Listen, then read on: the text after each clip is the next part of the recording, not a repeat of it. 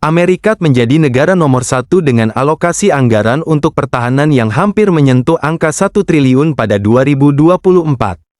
Angka belanja militer AS mencapai 4,5 kali lebih besar dibandingkan total APBN pada 2025 yang ditetapkan sebesar 3.600 triliun rupiah dolar AS. Besarnya angka ini selaras dengan angka nominal produk domestik bruto, PDB, yang begitu besar dan anggaran belanja negara mereka. Hal ini berbeda jauh dengan anggota NATO di Eropa dan Kanada menghabiskan rata-rata 2% PDB mereka untuk pertahanan. Fakta unik lainnya adalah bahwa AS membelanjakan anggaran pertahanannya sebesar gabungan 12 anggaran pertahanan terbesar berikutnya, yakni mulai dari China, Rusia, hingga Israel.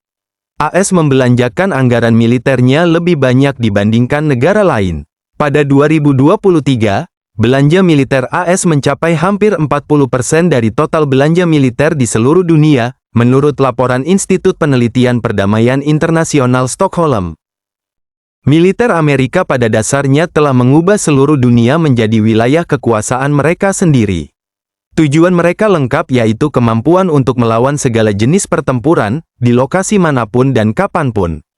Bagi orang Amerika, itu mungkin terdengar seperti fungsi bawaan militer, tetapi itu adalah pendekatan unik Amerika. Sebagian besar militer hanya dirancang untuk menanggapi ancaman regional yang relevan, dan dapat meningkatkan skala untuk melancarkan perang di luar negeri. Jika perlu untuk dapat memenuhi misi yang mencakup semuanya, militer Amerika memiliki tingkat fleksibilitas dan globalitas yang tak tertandingi oleh negara lain, karena serangkaian biaya luar biasa yang hampir tak ada habisnya, untuk pasukan mereka. Setiap tahun, Departemen Pertahanan AS mengusulkan anggaran total beserta alokasinya, yang kemudian harus mendapatkan persetujuan dari Kongres. Pengeluaran militer mencakup berbagai kategori. Kategori terbesar biasanya adalah operasi dan pemeliharaan, yang mencakup pelatihan dan perencanaan militer, pemeliharaan peralatan, serta sebagian besar sistem layanan kesehatan militer. Pada 2023, 318 miliar dolar Amerika Serikat dialokasikan untuk operasi dan pemeliharaan militer.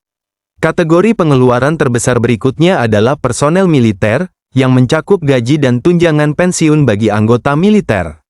Pada 2023, sekitar 184 miliar dolar AS digunakan untuk personel militer. Kategori pengeluaran militer lainnya mencakup pengadaan senjata dan sistem pertahanan, penelitian dan pengembangan untuk senjata dan peralatan, serta kategori yang lebih kecil seperti pembangunan fasilitas militer dan perumahan keluarga militer. Pemerintah AS secara historis telah menggunakan berbagai metode untuk mendanai perang, termasuk menaikkan pajak, mengurangi pengeluaran non-militer, berutang, dan mengelola suplai uang. Semua metode ini memiliki dampak yang berbeda terhadap perekonomian.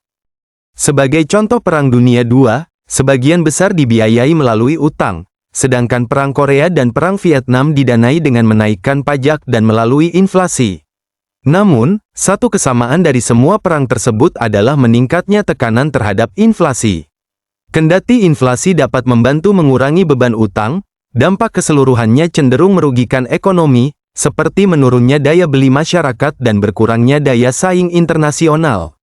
Pengeluaran militer juga dapat mendorong pertumbuhan teknologi dan inovasi, menciptakan lapangan kerja baru, serta meningkatkan permintaan di sektor tertentu. Namun, ada pandangan bahwa pengeluaran besar untuk penelitian militer dapat mengalihkan bakat dan sumber daya dari industri lain yang lebih produktif. Selama Perang Dunia II, tingkat pengangguran menurun drastis, bahkan terjadi peningkatan distribusi pendapatan. Namun, konsumsi dan investasi di sektor swasta mengalami penurunan. Karena sumber daya dialihkan untuk mendukung upaya perang. Kendati pengeluaran militer telah memberikan beberapa dampak positif selama bertahun-tahun, analisis dari Institute of Economics and Peace menunjukkan bahwa dampak makroekonomi dari pengeluaran militer dalam perang besar AS sebagian besar bersifat negatif. Pendanaan perang melalui utang, pajak, atau inflasi memberikan tekanan pada pembayar pajak, mengurangi konsumsi sektor swasta, dan menurunkan tingkat investasi. Seperti apa peperangan di masa depan? Mempersiapkannya peperangan di masa depan juga merupakan usaha yang sangat mahal. Ambil contoh, USS Freedom yang pertama dari jenisnya. Kapal tempur lokal yang ditugaskan pada tahun 2008 dengan panjang kurang dari 120 meter. Namun lebih dari sekadar menebus kompleksitas desain dan teknologi canggih, kapal ini mewakili 2 dekade penuh. Itu mempersiapkan perencanaan, prediksi, penelitian dan pengembangan, serta komisioning, dedikasi waktu dan sumber daya yang hampir tidak terbayangkan. Namun ini mulai masuk akal, ketika mempertimbangkan harapan yang ada yang dapat dipahami karena pada tahun 1990-an kapal tempur lokal ini memimpin Angkatan Laut Amerika selama setengah abad. Pemerintahan Trump, dengan dukungan bipartisan Kongres, telah mencapai peningkatan besar dalam anggaran pertahanan dalam beberapa tahun terakhir. Anggaran pertahanan nasional yang diusulkan untuk tahun 2020 sebesar sekitar 750 miliar dolar Amerika Serikat, jauh lebih besar daripada rata-rata anggaran Perang Dingin yang sekitar 575 miliar dolar Amerika Serikat atau anggaran terakhir Presiden Obama yang hanya sedikit di atas 600 miliar dolar Amerika Serikat. Pandangan kami adalah bahwa setelah 2 dekade perang, 1 dekade penyimpangan anggaran di Washington, dan hampir 10 tahun penurunan bertahap dalam anggaran utama, tidak diragukan lagi bahwa Pentagon dapat memanfaatkan dana ini dengan baik. Strategi Pertahanan Nasional mantan Menteri Pertahanan Jim Mattis dengan bijaksana meminta Departemen Pertahanan untuk menyegarkan kembali kemampuannya dalam menghadapi Tiongkok dan Rusia, termasuk mengatasi kerentanan berbahaya di dunia maya dan luar angkasa, sambil tetap mengelola perang yang sedang berlangsung di Timur Tengah serta potensi krisis jangka pendek di semenanjung Korea. Tugas-tugas ini sungguh berat, meskipun sekarang, tidak ada yang meragukan bahwa Pentagon dapat memanfaatkan anggaran pertahanan nasional sebesar 750 miliar dolar AS dengan baik pada tahun 2020. Untuk kekuatan militer sekarang, masing-masing angkatan terus menuntut struktur kekuatan yang lebih besar, lebih banyak kapal untuk angkatan laut, lebih banyak skuadron pesawat taktis untuk angkatan udara, dan lebih banyak pasukan untuk angkatan darat. Meskipun pertumbuhan di beberapa bidang utama seperti sistem tanpa awak, ketahanan siber dan antariksa, serta amunisi berpemandu presisi memang diperlukan, tidak masuk akal jika strategi yang berfokus pada Tiongkok dan Rusia untuk meningkatkan kekuatan secara keseluruhan. Kondisi keuangan negara yang sulit, dengan defisit anggaran federal tahun 2019 yang mendekati 1 triliun US dollar, memperkuat ekspektasi, sebagaimana dibuktikan dalam proyeksi anggaran pemerintahan Trump sendiri untuk tahun 2021 dan seterusnya, bahwa belanja pertahanan real tidak akan tumbuh lebih jauh dan bahkan mungkin menyusut. Oleh karena itu, pilihan-pilihan sulit pun diperlukan. Peningkatan anggaran militer pada dasarnya melayani 3 tujuan, modernisasi yang lebih baik untuk masa depan, peningkatan kesiapan unit demi unit untuk saat ini, dan peningkatan ukuran dan struktur kekuatan. Dari ketiga tujuan tersebut, yang terakhir adalah yang paling tidak penting bagi militer AS di masa mendatang, dan dengan menguras sumber daya yang dibutuhkan di tempat lain, peningkatan ukuran kekuatan justru kontraproduktif. Angkatan bersenjata AS perlu berinovasi dan berinvestasi dalam kemampuan terobosan serta meningkatkan kesiapan langsung, tetapi mereka dapat melakukannya dengan ukuran keseluruhan mereka saat ini. Berinvestasi dalam modernisasi dan kesiapan, alih-alih pertumbuhan, yang dipadukan dengan manajemen militer yang lebih cerdas dan efisien, dapat memungkinkan militer AS saat ini yang terdiri dari sekitar 1,3 juta tentara aktif, lebih dari 900.000 tentara cadangan, dan hampir 750.000 warga sipil purna waktu untuk menjalankan tugasnya. Dengan mengabaikan sebagian besar rencana ekspansi, angkatan bersenjata dapat memastikan bahwa modernisasi dan kesiapan mendapatkan sumber daya yang sangat mereka butuhkan. Pengeluaran militer AS mungkin saja, seperti yang dicatat Presiden Obama dalam pidato kenegaraan 2016, kira-kira sama dengan gabungan 8 negara dengan pengeluaran tertinggi berikutnya. Namun, anggaran pertahanan tidak selalu menentukan hasil pertempuran atau memastikan pencegahan yang efektif.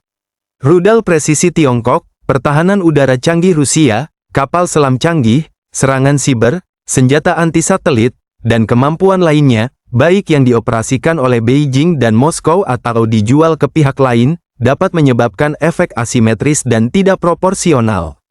Dua teknologi baru menawarkan janji bagi angkatan bersenjata Amerika, tetapi juga cara baru bagi musuh untuk menantang atau menyakiti Amerika Serikat. Oleh karena itu, penting bagi Departemen Pertahanan untuk memiliki sumber daya yang cukup untuk mengejar keunggulan militer kualitatif atas musuh potensial melalui program modernisasi yang kuat dan terarah dengan baik. Jadi sekarang, anggaran militer AS memang besar. Bahkan, sekarang jumlahnya kira-kira 3 kali lipat dari anggaran militer Tiongkok, salah satu kekuatan militer terkuat di dunia saat ini. Setelah hampir 10 kali lipat pada pergantian abad, hal itu mungkin terdengar seperti keuntungan yang menguntungkan.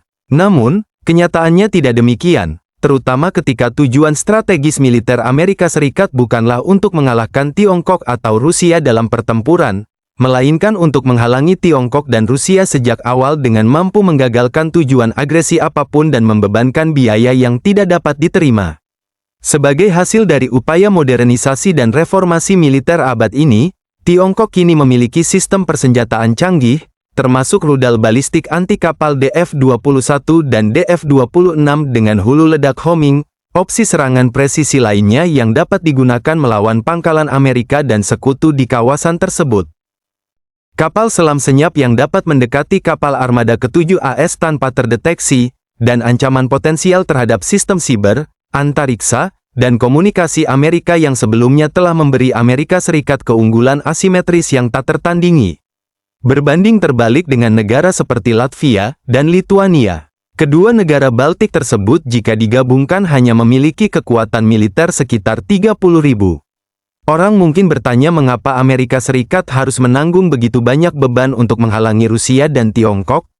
Sementara beberapa sekutu Amerika telah meningkatkan anggaran pertahanan, misalnya seperti Korea Selatan sekitar 2,4% pada tahun 2018, Australia dan Inggris sebesar 2%, dan Prancis sebesar 2,3% dari PDB mereka. Banyak yang tidak mempertahankan tingkat pengeluaran militer mereka setinggi yang mereka janjikan, dan mereka tidak selalu menghabiskan sumber daya mereka dengan baik. Jadi, tanpa diragukan lagi, Amerika Serikat harus terus menekan sekutu untuk mengeluarkan lebih banyak anggaran untuk pertahanan mereka sendiri. Namun, bahkan jika anggaran pertahanan sekutu meningkat, kenyataannya adalah tidak ada yang dapat menggantikan keterampilan dan skala militer AS. Dengan demikian, Amerika Serikat harus mengambil peran utama dalam menghalangi Tiongkok dan Rusia dari paksaan atau agresi. Apakah pendapat kalian tentang video kali ini? Ceritakan di kolom komentar di bawah. Dan jangan lupa, jika kalian suka video ini, klik tombol like dan subscribe serta nyalakan lonceng notifikasinya untuk konten menarik lainnya. Sampai jumpa di video berikutnya. Terima kasih, yeay!